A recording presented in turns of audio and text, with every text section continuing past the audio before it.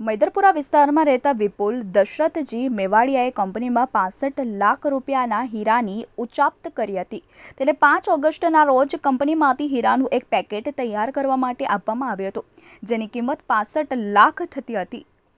પોલીસે વિપુલ મેવાડિયાની ધરપકડ કરી હતી અને પૂછપરછમાં તેણે કબૂલ્યું હતું કે પોતાની પાસેના ચોરીના હીરા દિલીપ કરશન પ્રેમજી વાઢેર અને તેના નાના ભાઈ ગૌતમ ઉર્ફે ગોવુ ઉર્ફે ગવો કરશન વાઢેરની અમુક હીરા વેચ્યા હતા। મૈદરપુરા પોલીસની તપાસમાં દિલીપ વાઢેર અને ગૌતમના નામ ખુલ્યા હતા અને પોલીસે બંને ભાઈઓની ધરપકડ કરી હતી।